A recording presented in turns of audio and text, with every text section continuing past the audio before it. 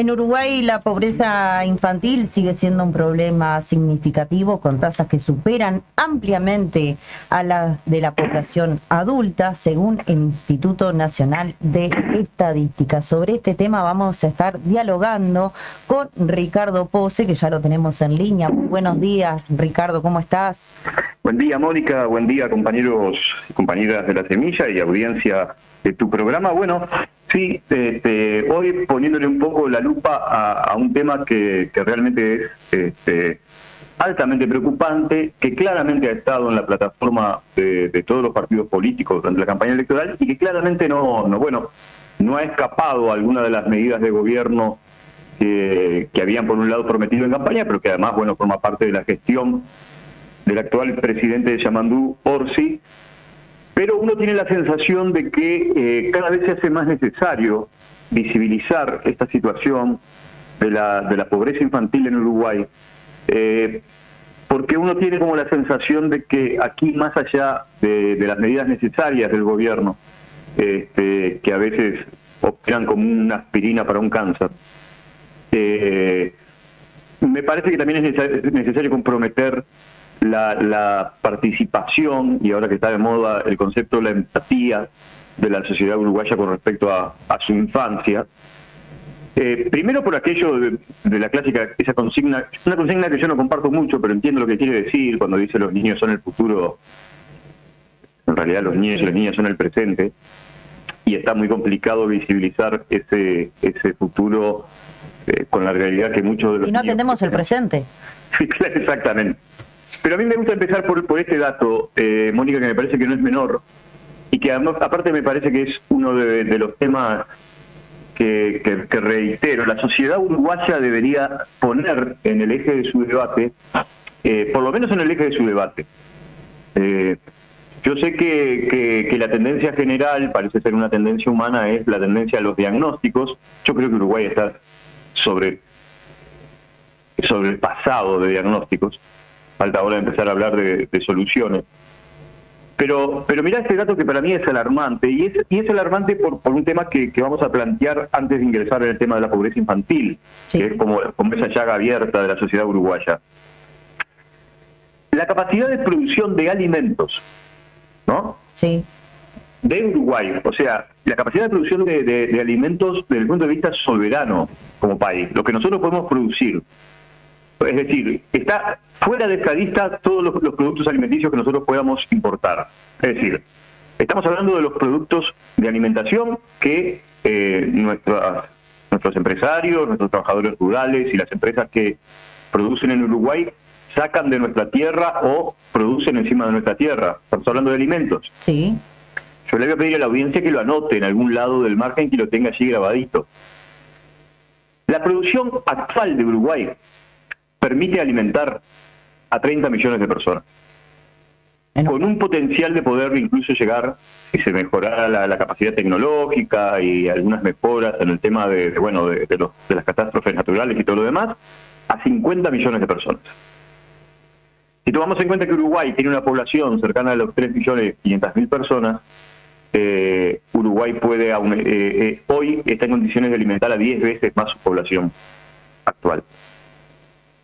O sea que nadie en Uruguay tendría que estar pasando hambre en este momento. Exactamente, para mí este es un dato más que alarmante, porque esto implica que ya esta producción, está bien, mucha gente mira, bueno, pero justamente parte de esos 30 millones de personas que Uruguay puede alimentar, o que de hecho alimenta, son productos que se exportan, son base de nuestro producto de exportación, en el área de los cereales, de las semillas de secano, ni que hablar en el tema de la ganadería y otros productos. Pero entonces vamos a lo que vos decís, claramente, que te diste cuenta, ¿no? No es necesario ser muy perspicaz. ¿Por qué, si Uruguay puede producir alimentos para 30 millones de personas, tenemos estos índices de pobreza y de su alimentación, de problemas de soberanía alimentaria que padece el país? Bueno, este es un tema que a mí me parece que hay que empezar a debatirlo en serio. Yo además aumento la apuesta diciendo que además el problema en Uruguay, pero como en tantos otros países, además de la pobreza, más que la pobreza, el problema es la desigualdad. Sí. Porque antes que me empiecen con el famoso verso, no, bueno, pero lo que pasa es que aquí hay un problema de gente que se esfuerza y que no se esfuerza. Bueno, yo siempre digo, lo que pasa es que para los que saben jugar al ludo, el problema de la gente, yo no me afilio mucho a este concepto de la meritocracia, del esfuerzo y llegarás, pero si eso fuera cierto, bueno, capaz que hay que ver de qué casillero del ludo sale la gente, ¿no? Y yo tengo la impresión que hay una buena parte de la población uruguaya que en realidad siempre nace en el casillero de salida y muere en el casillero de salida. Sí. Y dentro de esa gente, por supuesto, que tenemos un problema. Y un problema que está fuertemente afincado en nuestra población infantil. Vayamos un poco a las cifras, si te parece. Sí. El último censo del 2024, que prácticamente no se ha movido hacia el 2025, y está bien, estamos recién en el sexto mes del 2025, habla de que el 29%, hay un 29%, estos son unos 230.000 niños que están por debajo de la línea de pobreza.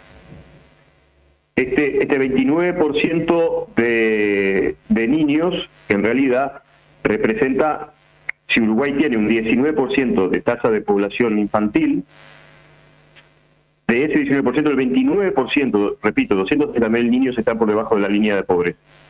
¿Cómo se distribuye esta pobreza? Bueno, 32%, el índice más alto es niños menores de 6 años. O sea, tenemos un problema en los nacimientos, desde que el niño nace hasta sus 6 años, tenemos un 32% de niños que están bajo la línea de pobreza.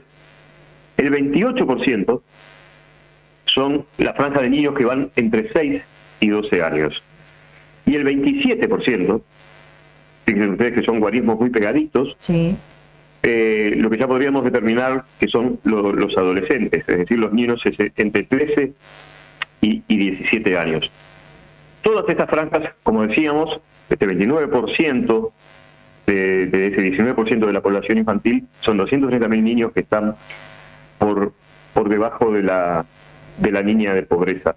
Dentro de ese universo de 230.000 niños, en la última estadística del 2021, ahí habría que actualizar un poco los números, en una población que a veces es bastante flotante, pero 95.000 niños están dentro de lo que es el sistema del INAO, el Instituto Nacional de Adolescentes. Es decir, que hay niños en situación de amparo de alguna de las maneras que el Estado ha organizado tener estos niños allí, pero que además que están dentro del INAO. Aquí hay todo un debate, ¿no? Porque alguna gente dice, bueno, pero en la medida que esos niños están bajo el amparo del Estado, esos no entran en la pobreza infantil, ¿no? Porque en realidad tienen asegurado el techo, la comida. Bueno, aquí hay otro tema, Mónica, que hay que debatir mucho, y por eso te digo que a veces a uno le da la sensación de que solamente con los tibios programas que el gobierno puede impulsar, hay una pobreza que está bien, hay una pobreza, si me permitís, en términos físicos, esta pobreza más fácil de medir, ¿no? Que es cuánto alimentos recibe por día, si recibe las 4 comidas diarias, cuáles son las condiciones del hábitat donde vive, ¿no? Sí. Las condiciones de la vivienda, las condiciones del territorio. Pero además, hay algo que yo sé que es muy difícil de medir, o que si se mide en términos de tasas de alfabetización, pero que tiene que ver con la pobreza cultural. Y cuando me refiero a la pobreza cultural no me refiero a ese concepto medio jerárquico de la cantidad de educación que una persona puede recibir, sino una pobreza cultural que hace a un conjunto mucho más amplio, para mí mucho más importante, que hace no solo la educación que recibe desde el punto de vista formal, sino también lo que hace esta pobreza cultural que tiene que ver con el mundo de los afectos, fundamentalmente. Sí. No solamente alcanza con que el gurí vaya a la escuela a aprender a leer y a escribir, sino que también allí hay una suerte de distintos aprendizajes, pero que también van no solo desde los centros escolares, sino también desde sus ámbitos familiares, en esta sociedad de familias disfuncionales, perdón, que hacen que esa pobreza estructural, pobreza económica, también vaya acompañada, pero además yo creo que la pobreza cultural es la que deja mayores huellas. Sí. Entonces, efectivamente, allí tenemos un primer problema. Fíjate tú que, por suerte digo yo, ¿no? El 16% de la población del Uruguay es mayor de 65 años. En realidad Uruguay no es cierto que siga siendo una sociedad envejecida, por lo menos con respecto a las otras franjas etarias, pero de esos 65, de esa población de mayores de 65 años, el 6,3% está por debajo de la línea de pobreza. Y de la población que está en el pelotón del medio, que sería una franja entre el 18 y 64 años, un 15% está bajo la línea de pobreza. Es decir, que si tomamos estos dos guarismos, el 6,3 y el 15%, están bastante por debajo de lo que representa la pobreza infantil en su número más cercano, que sería este 27,5% prácticamente de población adolescente. Sí. Es decir, que allí efectivamente tenemos un problema, no es necesario ser muy perspicaz para darse cuenta, y vuelvo a lo del principio, ¿no? Es incomprensible y alarmante los índices de la pobreza infantil con respecto a una sociedad que puede producir alimentación para 30 millones de personas. Yo no sé si esto tiene que ver, yo no quiero caer en frases simplistas, simplemente estos son como titulares para, si alguien recoge el guante, profundizar este debate. Pero yo siempre es una cosa que pensé, porque aparte, bueno, tú sabes que yo siempre he trabajado, además de mi oficio de periodista, como tallerista de música en distintas instituciones públicas, y uno a veces tiene la impresión de que, esto dicho con ironía, por supuesto, quizás la falta constante de políticas públicas fuertes hacia la infancia quizás tenga que ver con que es un sector que no demanda porque, entre otras cosas, no vota. Sí. Y yo sé que esto es una frase que puede parecer muy oportunista, que si uno la rasca mucho parecería no tener mucho sentido, pero bueno, en algún momento por lo menos alguien tendría que hacer el ejercicio de decir, che, ¿será casual que la población más pobre de este país justo sea la población que no vota y que por lo tanto no genera demanda? ¿Quiénes se acuerdan de los gurises? Entonces, aquí tenemos un problema con otro problema que también no es menor, que hace a esto de la pobreza que hablábamos hoy, y que también las cifras son alarmantes. La semana pasada se cumplió el Día Internacional contra el Trabajo Infantil.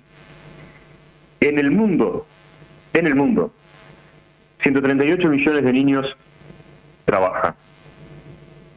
En el caso específico de Uruguay, 1 de cada 10 realiza trabajo infantil. Trabajo infantil que empieza a los 8 años. A los 11 años, los niños que trabajan en esa franja de edad empiezan a tener dificultades con sostener la escolaridad, porque claramente o trabaja o va a la escuela. Trabaja o va a la escuela, sí. Estamos hablando de un niño de 11 años. Y de 14 años en adelante ya el trabajo infantil ya se ha consolidado, ¿no? Es decir, que cuando muchas veces aquí hablamos de los motivos de la deserción, básicamente en secundaria, ¿no? Sí. Y muchas veces lo que se discute si son los planes son atractivos, no son atractivos, cuáles son los ganchos para que los niños estudien y todo lo demás. Muchas veces se soslaya que mucha parte de esa población de adolescentes que dejan de estudiar en realidad están vinculados a alguna forma de trabajo infantil. De trabajo, y por ahí se me viene a la mente eso de la implementación, ¿no?, de la asignación, cuando dejan de estudiar, que pierden la asignación. Es que realmente, digo, con lo que se le otorga de asignación tanto a los gurises de la escuela como a los que van a secundario, es muy poco. Exacto, y además porque, bueno, capaz que también sería interesante poder ver, Mónica, cuáles son las áreas de trabajo infantil. El primero que rompe los ojos y que todos tenemos en nuestra cotidianidad, una familia que le pasa eso, que muchas veces cuesta reconocerlo como trabajo infantil, ¿no? Es el cuidado de los familiares. Sí. ¿No? El clásico gurisito de 11, 10 años, a veces menos, a veces un poquito más, que se hace cargo de sus hermanos menores porque la madre trabaja todo el día, sí. O a veces se hace cargo de una persona mayor que tiene cierta discapacidad. Y eso que en realidad se ve medio como una película romántica, ¿no? qué buena que es Marianita. Fíjense en que Marianita cuida a sus hermanos menores. En realidad forma parte del mayor porcentaje de trabajo infantil en el Uruguay. Por supuesto, Marianita, con suerte terminó la escuela, no va a asistir a estudios secundarios, pero además ya tiene su comprometido su futuro, salvo que la meritocracia la saque algún día de ese pozo, y además de esa naturalización que no solo lo ve ella y su entorno familiar, sino que además también lo ve el resto de la sociedad. Por eso decía yo que acá también es importante que la sociedad se involucre, no para hacer ese juzgamiento que muchas veces se convierte en un círculo perverso, ¿no? De qué malos que son los padres o la mamá de fulanita de tal que la deja a cargo de sus hijos, sino de una sociedad que debería tener un poco más de comprensión. Y repito, volvamos al principio. Empatía. Estamos produciendo empatía, estamos produciendo alimentación para 30 millones de personas, señores.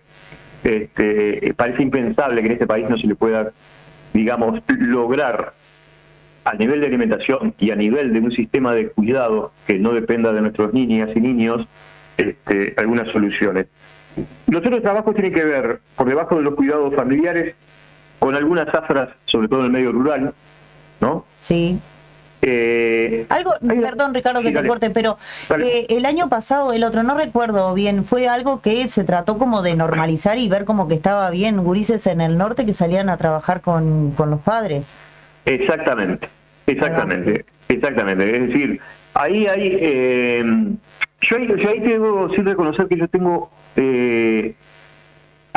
algún matiz en lo que tiene que ver con las tareas del trabajo rural, pero cuando el trabajo rural forma parte de familias, donde ahí lo que se da es un intercambio de conocimiento generacional, ¿no? Sí. Porque muchas veces he escuchado que hay muchos técnicos intelectuales del instituto que consideraban como trabajo infantil y como una mala praxis, por ejemplo, gurises adolescentes que, yo que sé, que empezaban en las tareas de la esquila o de la doma o del ordeñe, incluso algunos, ya de 14, 15 años que empezaban a tractorear. Y yo creo que ahí justamente esa visión académica de que de alguna manera condenaba este tipo de tareas, no objetivizaba que en realidad ahí hay un traslado cultural de conocimientos de oficio y que en realidad el problema es cuando se pasa de ese límite. Sí. O sea, a mí no me parece mal que el hijo de un esquilador aprenda a esquilar, que el hijo de un tractorista aprenda a manejar un tractor. Otra cosa es si ese gurí de 14 años pasa a ser mano de obra barata o infantil, pero eso en general también es fácilmente detectable, ¿no? Sí. Lo que pasa que en esta cuestión de todo eso es malo, me parece que se ha taponeado. Pero hay una línea muy fina ahí entre lo que los padres podemos enseñarle a nuestros hijos, ¿no? Más en este caso hablando puntualmente de lo que es el trabajo rural y lo que es tenerlo como empleado, mano de obra barata. Exacto. Y además otra cuestión que ya vamos a ir casi sobre el final, que tiene que ver con esta cuestión.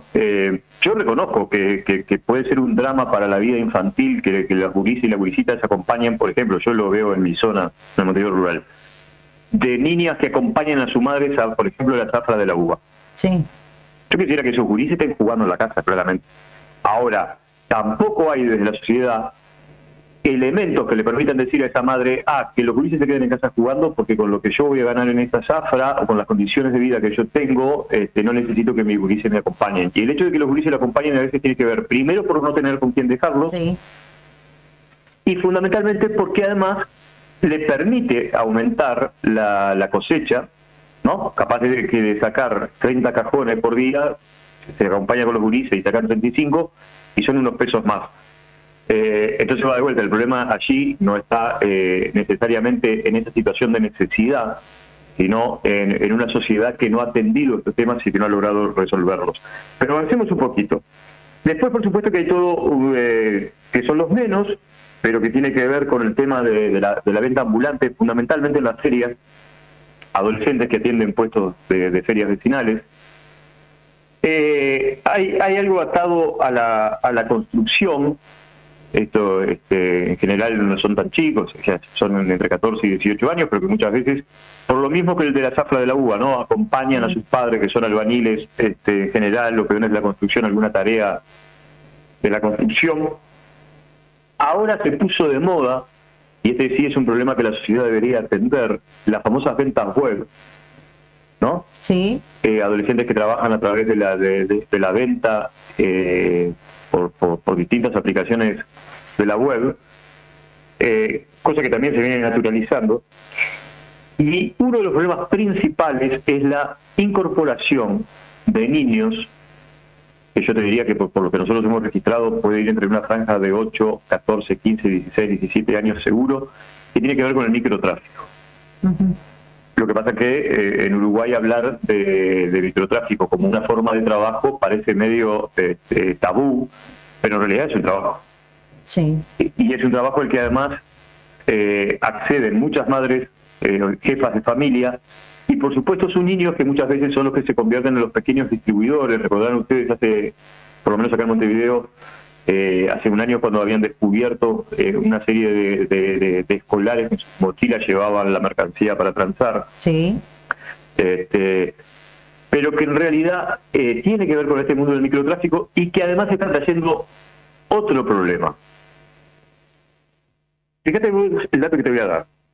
En la primera semana de junio, en Montevideo, en 7 días, es decir, en una semana, del 1 de junio al 8 de junio, sí, 6 adolescentes de entre 12 y 17 años sufrieron heridas de bala. En Montevideo estamos teniendo un promedio de un niño o un adolescente cada 1 o 2 días por heridas de bala, por situaciones que tienen que ver con conflicto entre distintas bandas de narcotraficantes, pero además porque se ha generado una suerte de mover la frontera en el mundo de la delincuencia, donde aquel viejo concepto de contra las mujeres y los niños no se dispara ya dejó de existir. Muchos de estos adolescentes claramente están vinculados de una u otra forma al mundo del microtráfico, sí. Algunos de ellos como trabajadores, pero muchos de ellos a veces porque viven en esos contextos donde las guerras territoriales, y va de nuevo, no solo no reconoce límites territoriales, sino tampoco límites humanos. Es decir, que la situación que tenemos de la situación de nuestras infancias, en lo que respecta a la pobreza infantil, al trabajo infantil y a la violencia infantil, está siendo uno de los principales dramas de la sociedad uruguaya. Y yo creo que, bueno, por supuesto que son bienvenidas y con un aplauso, medalla y beso, todas las medidas que desde el gobierno se pueda instalar y que de hecho se están instalando y están avanzando, pero que uno siente que en realidad, primero, no debería quedar a expensas o de la buena voluntad de los gobiernos de turno, pero que sino que además sí tendría que haber también, de alguna manera, estimular, y eso yo no lo tengo muy claro cómo se hace, el compromiso de toda la sociedad. Es decir, que cada uno de nosotros podamos sentir este drama de la pobreza infantil, de un gurí pobre, como un problema que también es nuestro. Sí. Yo sé que, claro, nosotros estamos, yo siempre digo, Mónica, que a pesar de todo lo importante que es el desarrollo de la tecnología, yo siento que hemos vuelto a la época de las cavernas. Solo que en vez de mirar nuestras sombras en la llama y pensar que ese es el mundo real, ahora lo vemos a través de la pantalla de una computadora. Entonces capaz que, bueno, cuando aparece ahí algunas imágenes... Y tal vez es muy triste y le damos con el dedo saltar.